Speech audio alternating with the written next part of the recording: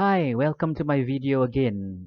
If you have not done so already, do give a thumbs up to this video, subscribe to my channel, and hit on the notification icon so you can be notified of any new videos. And also do comment on this video. Today what I'm going to show you is how to add on to an existing conditional format.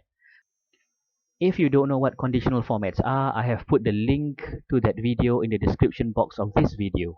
So what we have here is a spreadsheet, and in column D, I have a pre-existing conditional formatting that I have done earlier, in which anything that is below 100 will be emphasized in gray.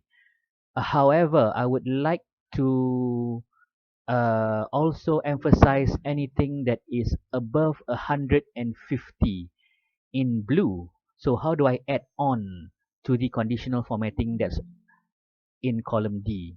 So this is how it's done. Now step number one is for you to select the affected area. In this case, it's column D right up to row number 28 from row number 4. Once you've done the selection, click on Home. Again, Home is where all the formatting commands are.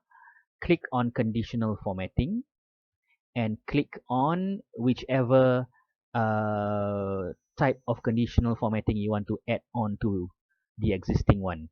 So I'll just click on Highlight Cell Rules and click on Greater Than in this case. So over here I would type in 150 and click on the drop down to choose a particular formatting option that I would like to emphasize the data in. So I'll just click on custom format here to choose maybe blue.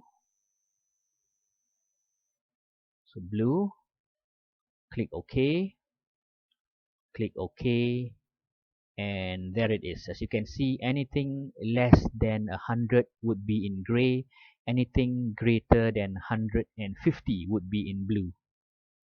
So in this column quantity in stock, I have two conditional formatting configurations. So that's how you add on to an existing conditional formatting.